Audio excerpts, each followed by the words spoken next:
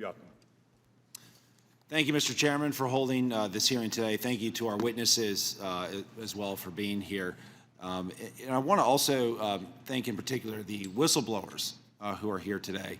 The two of you before us really took a great personal and professional risk in coming forward. You've endured just incredible pain and perhaps even professional consequences as well.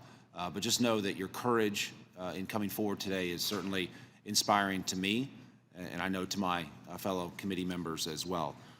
To give the gift of life, to donate an organ is an incredibly selfless act. And for many, it's their final act that they will ever make on this earth. The public and Congress have put our trust in organ procurement organizations to coordinate the identification, preservation, transportation, and transplantation of viable organs. Unfortunately, it's clear that there are bad actors who have misused this trust. I'm thankful that the Trump administration decertified one such bad actor in September after concerns were raised about safety and patient safety and staffing shortages. More recently, this committee sent a letter to the New Jersey Sharing Network raising concerns compiled from nearly a dozen whistleblowers that include Medicaid fraud, research fraud, evidence manipulation, failure to obtain donor consent, skipping people on the organ wait list, and more chillingly, a cover-up in a case where organs may have been harvested from someone who still showed signs of life.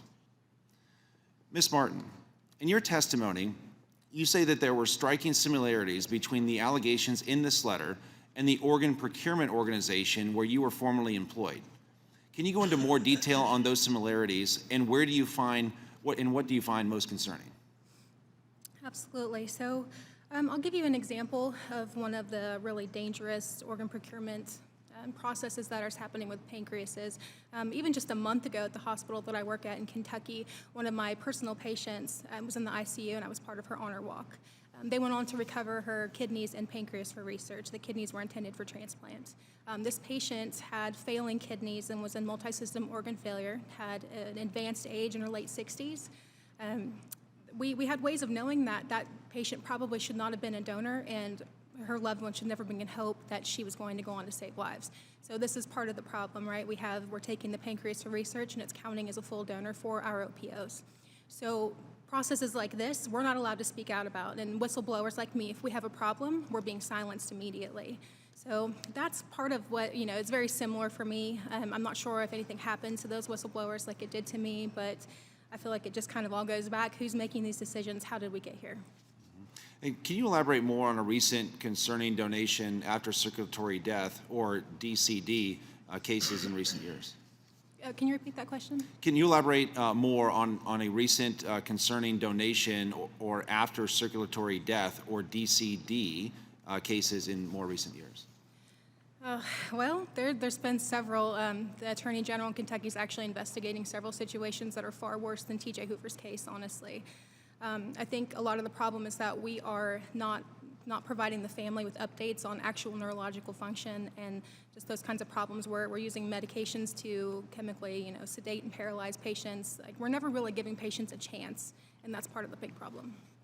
Thank you. And Ms. Erickson, as I mentioned, the allegations in this letter were brought forward by nearly a dozen whistleblowers, and more whistleblowers continue to come forward. In your opinion, are these issues with the New Jersey Sharing Network confined to this organization, or are these practices pervasive throughout the industry? Sir, all OPOs are not the same, but what we have seen from this investigation is that too many OPOs are engaging in practices that are unethical and candidly illegal. Network for Hope operates in your state, and so I appreciate anything that Congress can do to ensure that they are immediately removed and patients are safe, that the allegations in New Jersey are investigated. And Congressman Bean, since you mentioned One Legacy, I want to say that they are, according to the data, one of the worst violators of harvesting human pancreata, and we don't know where they go. I want to be clear, these things are being done with taxpayer dollars, and wherever we know that there are problems, such as these 3 OPOs, I hope Congress can call on the administration to act. Great. Thank you. And with that, Mr. Chairman, I yield back. Thank you, Mr. Yakym. Ms. Chu. I want to thank all the witnesses for your testimony today, and in particular, I want to say how sorry I am to Ms. Knuckles for what horror